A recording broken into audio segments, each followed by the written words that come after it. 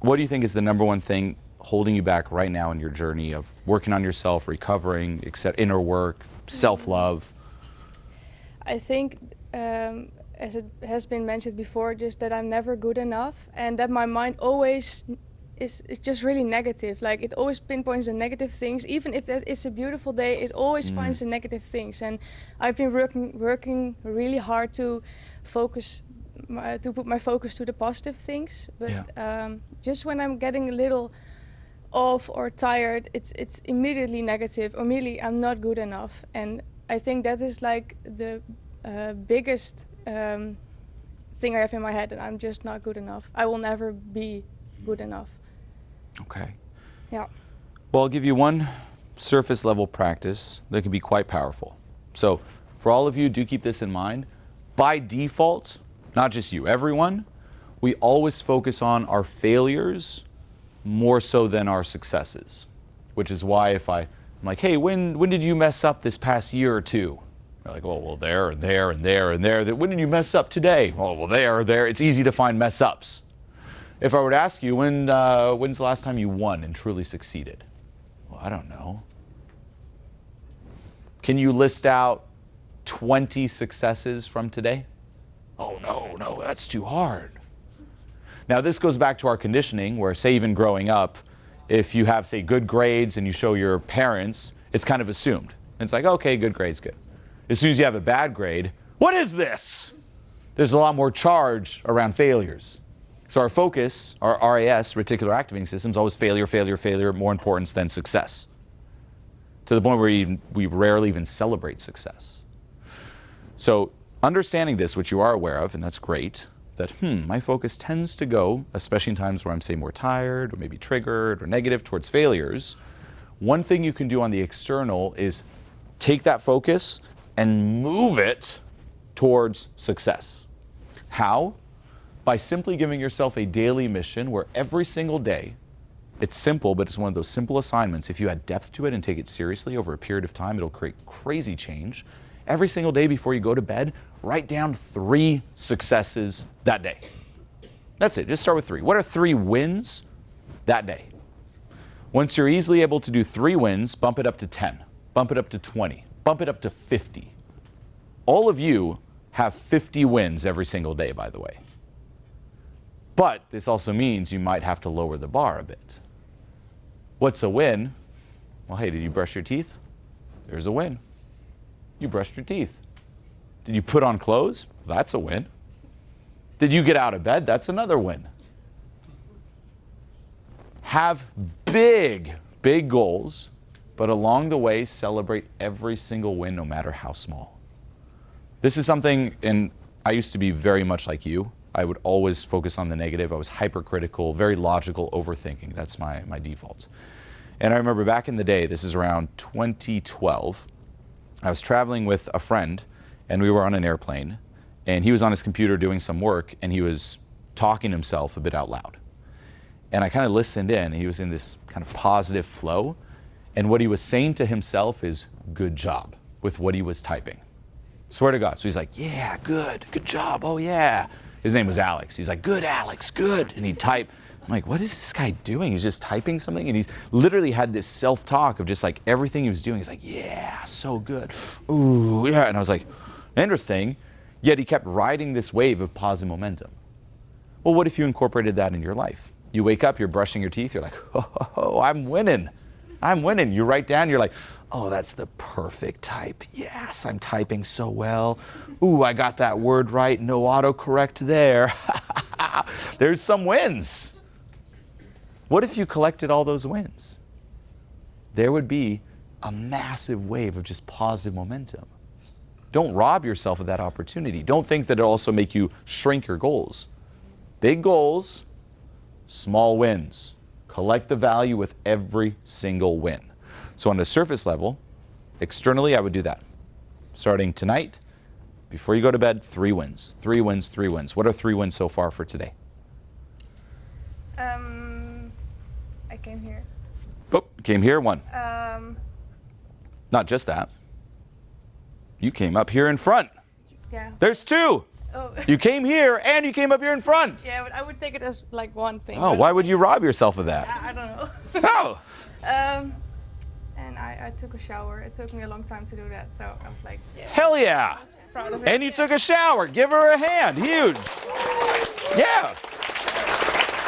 Those are wins. Now, notice too, even when it comes to, say, parenting. Imagine if you don't have any kids, imagine you have a kid. And your kid wakes up and you're parenting your kid throughout the day. If your kid does something well, would you tell your kid good job, yes or no? Or would you say, no?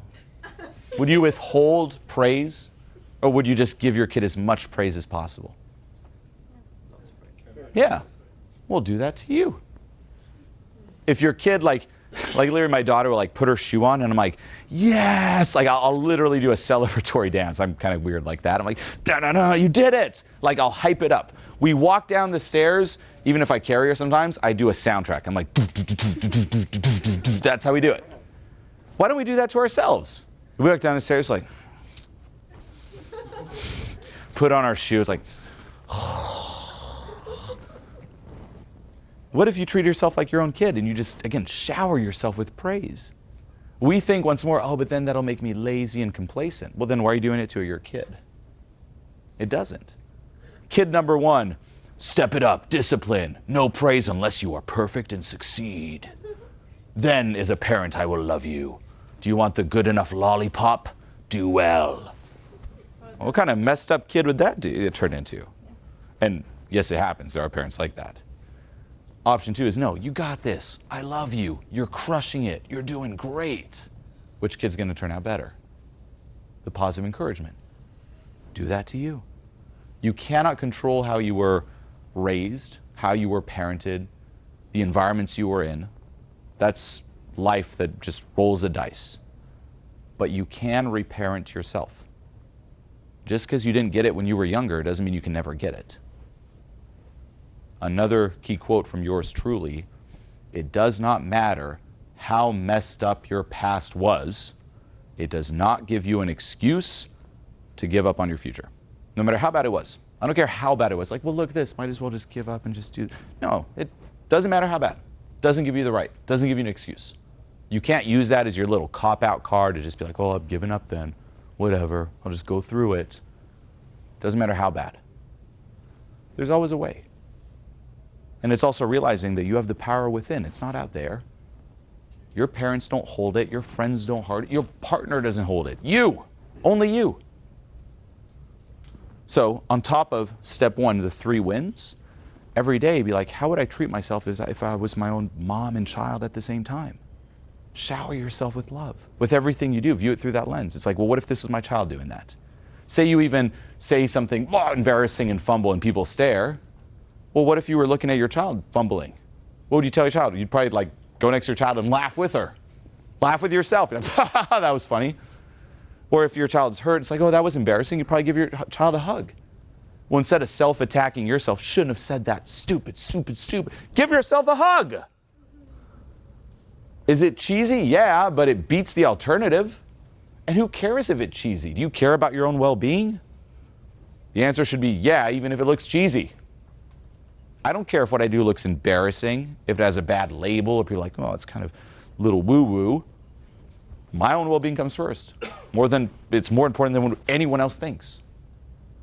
So that'd be the next step. Shower yourself with approval. Shower yourself with love. Reparent yourself. Yeah. And in the end, too, it's like we always are looking, that support externally. It's like, give it to you internally. Yeah, I used to be really motivated by the approval from outside. Like, I really needed to hear it from everyone. And I still sometimes have that compulsion that I really need to hear from someone else. So then I can finally have approval for myself, because for myself, I'm not good enough. Yeah. But yeah, I really want to work on that. So, and I'm already working on it. But yeah, thank you. Well, what I would also start with there, and interestingly enough, so part of my main focus now, people sometimes ask me, what are your goals or what are you working on? For me, a big one's parenting. Like I said, I have 2 daughters and I'm just locked in on just doing the best job possible. I love them so much. And one thing that I learned, and I didn't even think of, just how, it's obvious in hindsight, but just how little things have such a profound effect is, say, for an example, my daughter builds something or draws something. Immediately we want to rush there and say, you're so talented, you're so smart, you're so great at this. And that's good. And like I said, linking to my previous one, shower with praise, shower with praise. But don't forget to ask them, how do you feel about it? Oh, you finished that, how do you feel about it? And have the, you know what, I'm proud of myself, I like it, come from them. Because otherwise, even though it's always positive, you do condition them to always chase it externally. Then you can turn into that, kind of perfect golden child people pleaser where it's like, look, I finished the art. Parents, do you like it? Do you like society? Friends, do you like it? Do you like it? Okay, cool, but what about you? How do you feel? So for you, in terms of reparenting yourself, it's when you do something and you sense that default, oh, am I good enough? What are they going to think? Well, what do you think? Ask yourself first, always. And then it's redeveloping, again, part of that relationship with you, that trust in you, that authority over yourself, realizing that your opinion of yourself matters. That's also why we're always looking externally, like, it doesn't matter what I think of me, others. No, you. It's the same as a kid growing up, which I'm sure you've all experienced. You're doing a test in class, and they ask the question, and you're like, you know the answer, but you have to look over at your neighbor to make sure. And it's the same answer you had, but they give you confirmation and the confidence to write it down. Anyone do that? It's like everyone, yeah. Same here. It's like, here's what I think of myself, but do you guys think it's cool too? It's like, no, trust yourself. Trust your answer. Yeah. So just an external habit there too is, how do you feel about it? How do you feel about you? Sure, you can look and say, what do others think? But more importantly, am I proud of myself? Am I approving of myself? Am I there for myself? Right? And lastly, as we talked about earlier too, let go of trying to be good enough.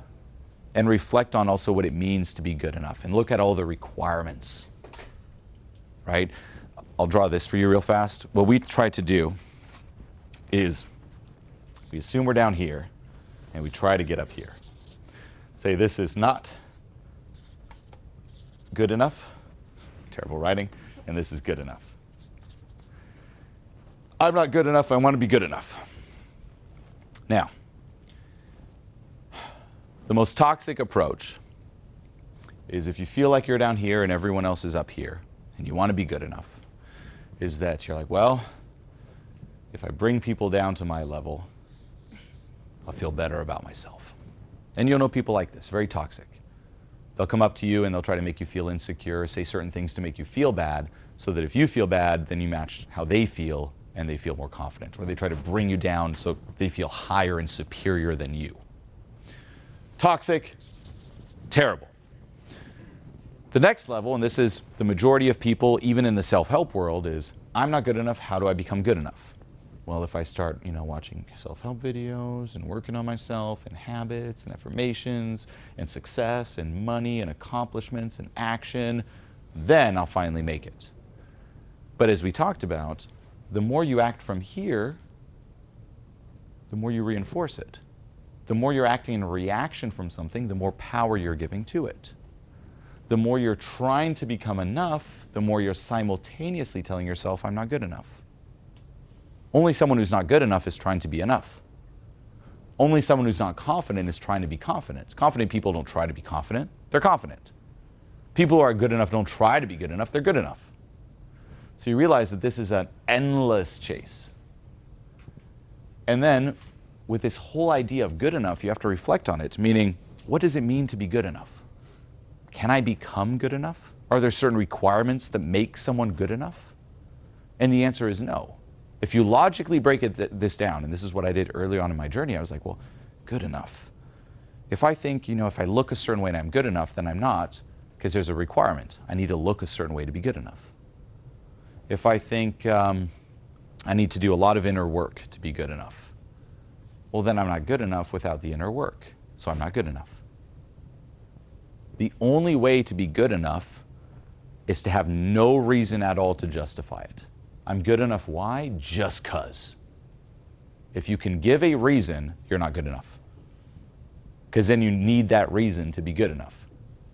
There can't be any requirements or any conditions. You're just good enough just because. If you can say why, you're not good enough. And then it's identifying, and this is for you, it's you can't become good enough. You already are. You're just not realizing it. The process then is, why do I think I'm down here? If for me to be good enough, I must always have been up here, and then during my childhood, I bought into things, and during my life, that have convinced me I'm down here. The table, I'm not good enough, and the support.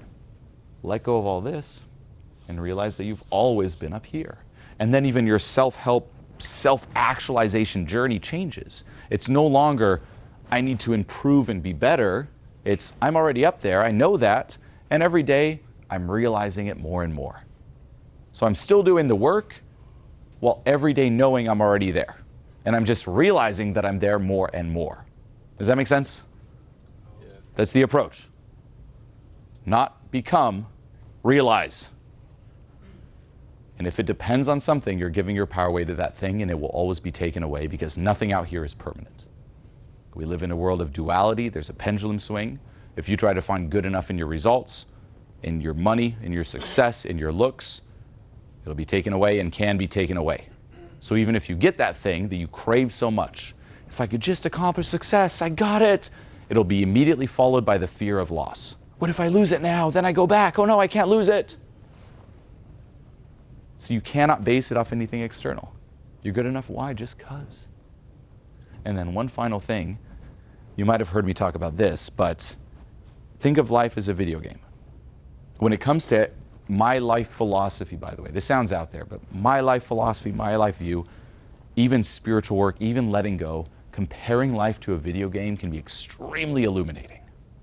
Meaning, if you're playing a video game, there's you as the player holding the controller, right? Playing the controller, and then there's your character in the video game. Can your character become better? Yes or no? In the video game? Yes. Yeah. Your character can level up, accomplish new skills, go from level 1 to 2 to 3, all the way up to 10.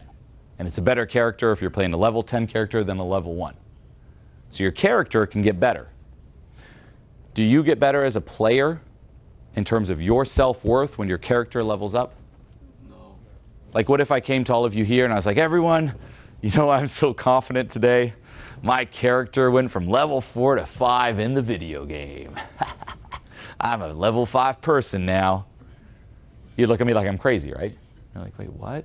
Or say I came to you and was like, ugh, I suck. I went down a level in the video game. I'm just not as confident today, everyone.